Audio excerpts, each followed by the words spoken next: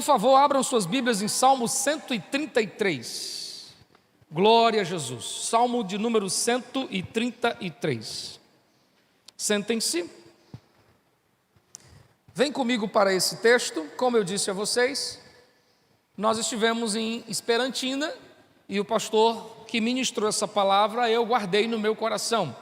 E algumas das coisas que ele disse eu quero compartilhar aqui, porque eu entendo que essa é uma mensagem de extrema importância.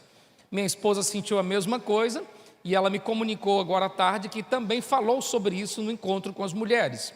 O tema da mensagem de hoje é as bênçãos da unidade, o poder da unidade. E o Salmo 133 é escolhido de propósito para isso. Só que antes de ler esse texto, eu quero introduzir para que você entenda o porquê eu entendo essa ser uma mensagem importante. Desde que nós lemos a Bíblia, nós descobrimos que a razão de muitas conquistas está na unidade das pessoas. Em Gênesis 11:6, o próprio Deus disse: o povo é um, fala só uma língua e não há limites para eles. O que Deus está dizendo é que a unidade rompe com barreiras, a unidade promove milagres, promove coisas impossíveis se tornarem possíveis. Mas da mesma forma que a unidade promove isso, o contrário da unidade promove desgraça.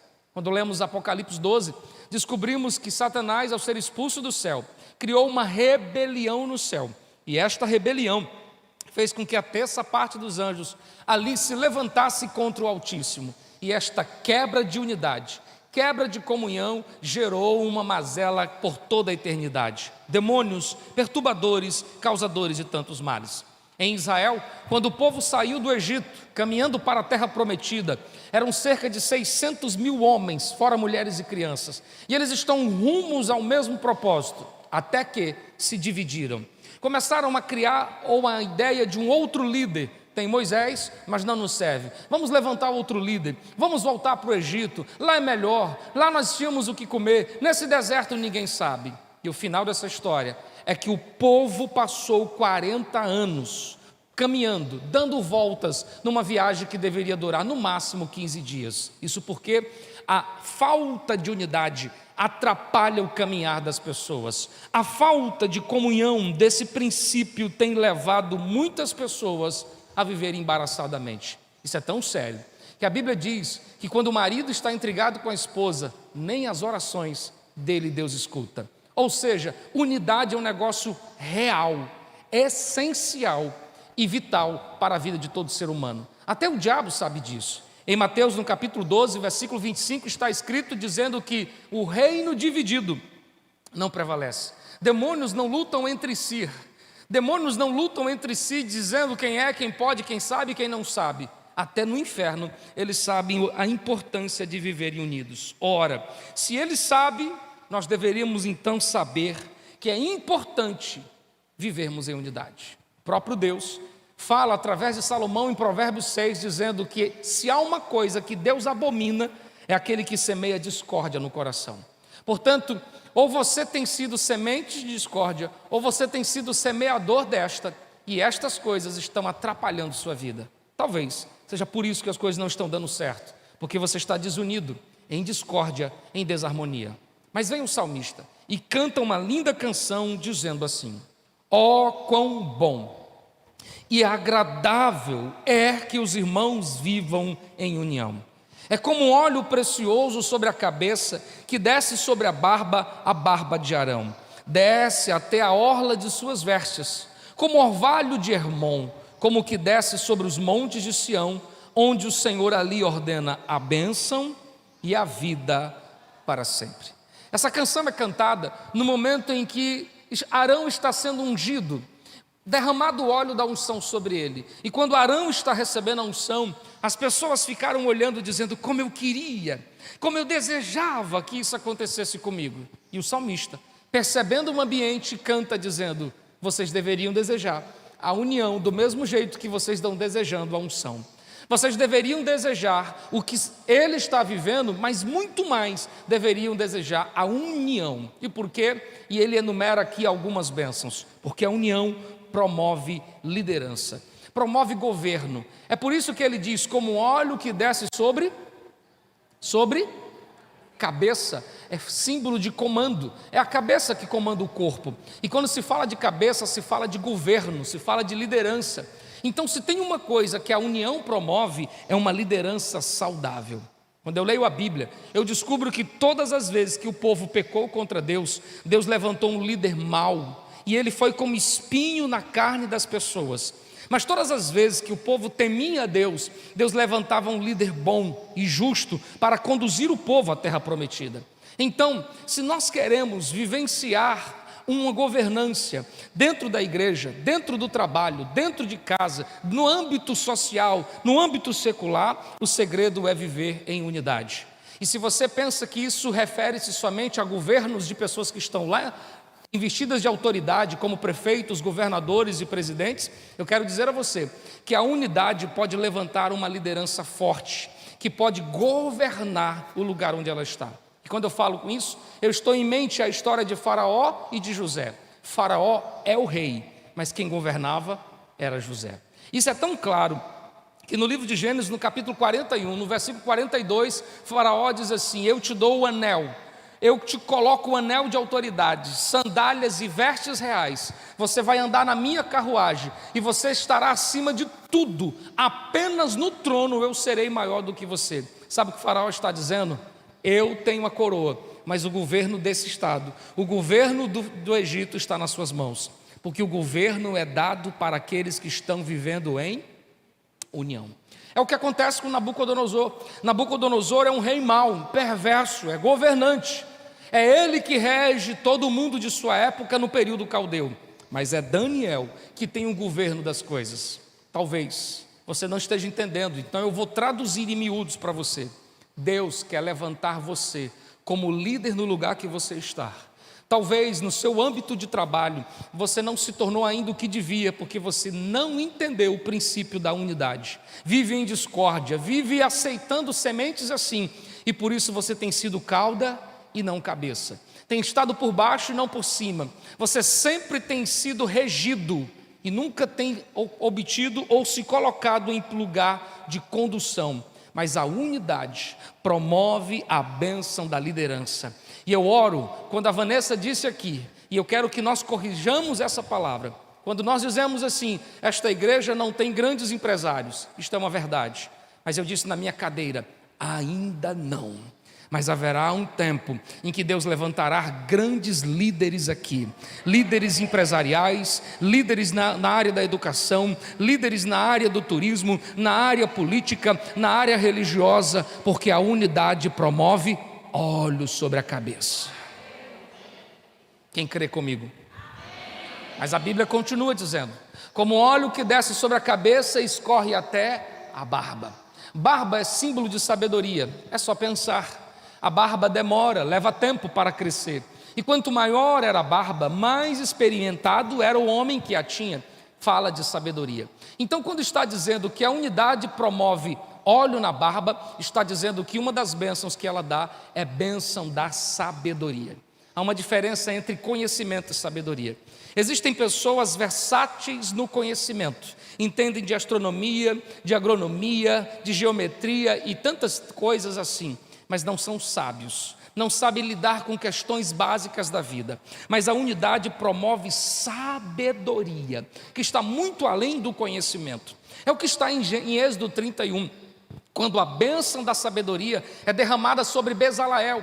E a Bíblia diz que Bezaleel foi cheio de sabedoria, e ele passou a esculpir, passou a desenhar projetos, passou a trabalhar em arte, em madeiras, em ferro, em ouro, em bronze. Ou seja, a sabedoria se apropriou de Bezaleel, e ele começou a fazer coisas que ele nem imaginava fazer.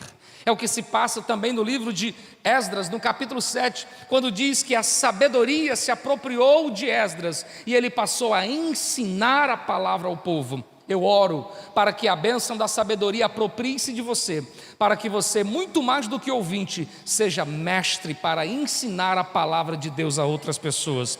E alguém perguntar assim: quem ensinou isso para você? Como é que você nem sabe ler e já está falando desse jeito? E vão dizer o mesmo que disseram de Pedro: é porque ele anda com Jesus. A sabedoria é a consequência ou uma das bênçãos que a unidade produz. Talvez você tenha sido uma pessoa muito inteligente, mas não tem sido sábia.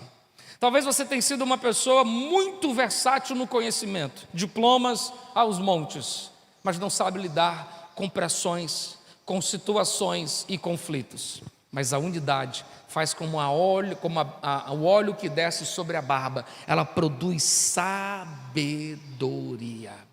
E quem tem sabedoria sempre chega mais longe. Quem tem sabedoria vai onde os outros não vão. Quem tem sabedoria vive o que os outros não vivem. A terceira bênção, que continua no texto, diz: é como óleo que desce sobre a cabeça, governança. Vem sobre a barba, sabedoria, e escorre até as vestes. As expressões na Bíblia atualizada diz sobre as orlas. As orlas dos vestes falam sobre o lugar de expansão, onde a roupa se alarga, onde a roupa se estende, já que naquela época os homens usavam vestidos, então fala de expansão. E aqui está uma terceira bênção: a unidade produz expansão, faz com que as coisas se tornem grandes, faz com que as coisas ganhem proporções maiores. De repente, minha memória é levada a pensar que no início desta igreja, nós estávamos construindo a igreja, ali perto do nosso irmão Luciano, da nossa irmã Eta, e ali nós tínhamos a seguinte preocupação: um porta-bicicleta. E fizemos um porta-bicicleta grande que ocupava todo o estacionamento, e faltava lugar para pôr as bicicletas. Mas a unidade da igreja produziu expansão, e hoje nós não temos um porta-bicicleta. Hoje nós temos um estacionamento para moto, que não está mais cabendo, temos um estacionamento para carro, que não está mais cabendo. Sabe o que é isso? Bênção da expansão. Deus alarga tendas. Deus faz alargar as tendas, expandindo, gerando crescimento. Em Atos 2, do capítulo 44 a 47, diz que o povo tinha um só coração e eles viviam milagres, porque unidade produz milagres na comunidade. Em Atos 9:31, diz que a igreja estava unida e ela se multiplicava, crescendo de cidade em cidade. A razão que faz uma igreja crescer não é a pregação do pastor, porque eu sei que tem pregadores melhor do que eu. A razão que faz uma igreja crescer é ser o altar e a nave. Os obreiros e os liderados vivem em unidade, porque quando nós estamos unidos, quem está lá fora diz assim: que igreja é aquela? Eu tenho vontade de fazer parte dela, e um dia eu ainda vou lá, um dia eu ainda chego lá. E quando ele chega aqui, ver a unidade que nós temos, onde não há diferença entre ricos e pobres, quem usa boticário ou bote barato, quem anda de carro ou de moto, quando eles percebem que nós somos um só. Sabe qual é o resultado disso? Vidas vão sendo salvas, e a igreja crescendo, e vidas sendo salvas, e a igreja crescendo, porque a unidade produz expansão, crescimento.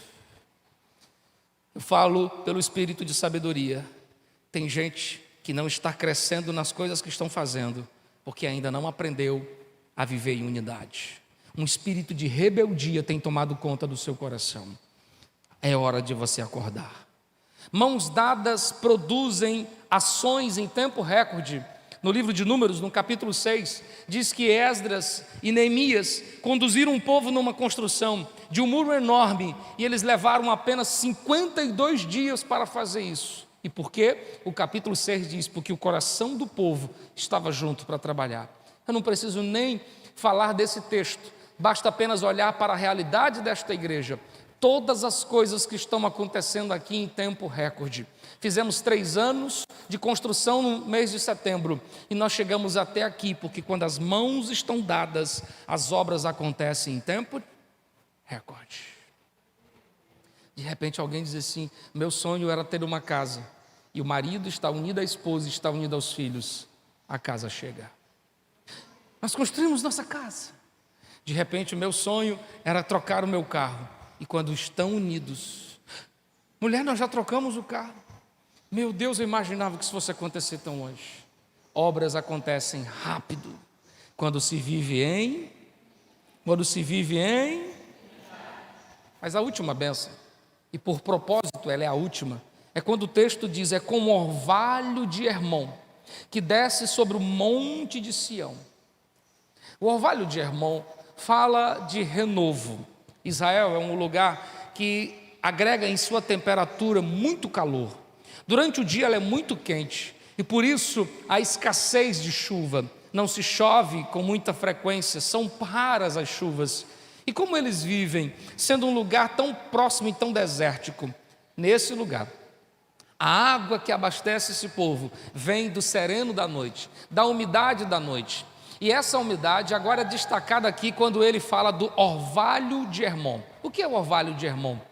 É aquela umidade da noite que desce pelos córregos de água e abastece toda a cidade.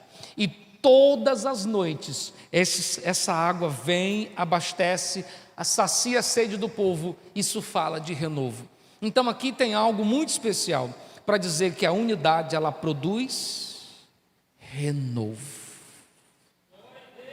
Olhe para mim, escute. Você está precisando de renovo? Você está precisando ser renovado? Pois o caminho é a unidade. Pastor, meu casamento não está bem, minha saúde não está bem, minha fé não está bem. Como um óleo que desce sobre a cabeça, barba, vestes, mas também como orvalho de Hermon. Deus está dizendo a nós que Ele deseja nos renovar, mas Ele não nos renovará enquanto nós vivermos isolados no nosso egoísmo. Enquanto nós formos egocêntricos, enquanto nós estivermos vivendo uma vida só. Por quê? Porque as coisas que Deus faz, nunca faz para uma pessoa, mas faz para o seu povo, faz para a sua igreja, faz para as pessoas. Quando Deus fala sobre a igreja, Ele chama a igreja de um corpo, mesmo tendo eles muitos membros. Imagine se você vai passando na rua e você encontra um pé no meio da rua. Você toma um susto. Meu Deus, que absurdo! Alguém cortou o pé dessa pessoa, deve ser algum assassino. É estranho ver um pé sem corpo. Não é tão estranho quando você vai passando e vê um corpo sem pé. Oh, coitado, nasceu deficiente, aconteceu um acidente, perdeu um pé. Um corpo pode viver sem um pé, mas um pé não pode viver sem um. Você não vai viver o que Deus tem se você quiser caminhar com Jesus sozinho. Mas você vai viver o que Deus tem se juntos estivermos. Ele renovará as nossas vidas, porque o que Deus faz em mim é por causa de você. É o que diz a letra da canção: nunca foi sobre nós, nunca foi sobre mim, é tudo sobre Ele e por causa dEle, para alcançar as pessoas que estão em volta de nós. Por isso a expressão é unidade, e unidade caminha em duas direções. Direção número 1, eu estou unido com as pessoas, eu tenho paz com os meus semelhantes, paz com a minha casa, paz com meus filhos, com meu filho, paz com a minha esposa, eu tenho paz com a minha igreja, eu tenho paz com as pessoas. Mas também fala, número 2, ter paz com Deus. Quando eu vivo unido com Cristo, quando o meu coração está nele e o dele está em mim, é certeza que renovo me alcançará, é certeza que fortalecimento, que ânimo me alcançará. Portanto, senhores, observem o texto, quão bom e quão suave é que os irmãos não está falando que os irmãos tenham experiências de unidade, que os irmãos tenham encontros de unidade, momentos de unidade. Unidade é uma coisa para o dia todo, para a semana inteira, para a vida inteira. Então decida viver em unidade. O fim de tudo que o texto diz pode ser sistematizado da seguinte expressão: vida e paz para sempre.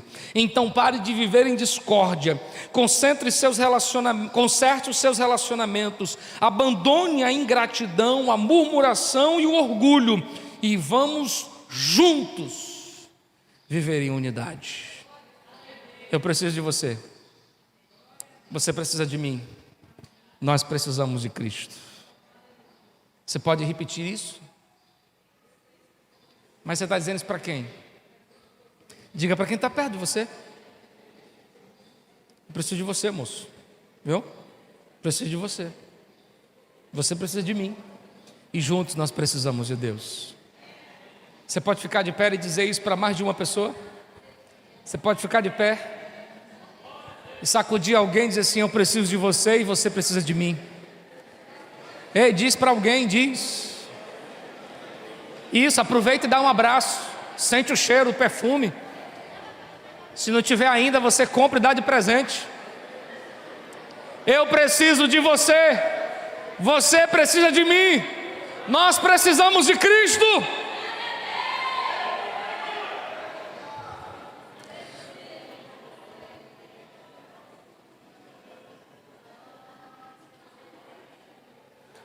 Pare de viver em discórdia. Quando eu ouvi essa mensagem ministrada pelo pastor na quarta-feira, na terça-feira, eu disse: esta é uma palavra rema, é uma palavra para a igreja. O espírito da discórdia quer nos separar, com fofocas, com ingratidões, murmuração, com tantas coisas. E você tem uma decisão: aceitar ou rejeitar. Você pode não ser o agente da discórdia, mas você pode estar sendo o campo aberto para a discórdia. Feche o seu coração para isso. Não aceite o que o diabo está querendo fazer. Pastor, mas ele me magoou, ela me feriu muito, ele disse isso, isso, isso. Você sabe o que eu faço quando alguém me magoa? E ainda ontem eu conversava com um irmão sobre isso. Eu oro por ele, porque Jesus disse: ore por aqueles que vos perseguem. E por quê, pastor? Porque é muito difícil eu orar por alguém. Miguel me fez raiva, dando um exemplo, Miguel me fez raiva e eu estou orando pelo Miguel, e eu terminar a oração com o coração cheio de raiva, porque na presença de Deus, com o coração sincero, Ele vai limpando. De repente eu olho para o Miguel e já não vejo mais como antes. Então, se você está com problema no seu casamento, ore pelo seu casamento. Se o seu problema é com seus pais, ore pelos seus pais. Se o seu problema é com seus vizinhos, comece a orar pelos seus vizinhos. Se o seu problema é com alguém muito perto, comece a orar por isso. Mas não permita que a discórdia alcance o seu coração, porque quem está por trás disso é o inferno. Então a palavra de Deus hoje é essa: quão bom é vivermos unidos, em comunhão, porque é como óleo que desce sobre a cabeça, corre sobre a barba, percorre sobre as vestes, renovando como orvalho de Hermon, onde o Senhor ordena a vida, onde o Senhor ordena a vida.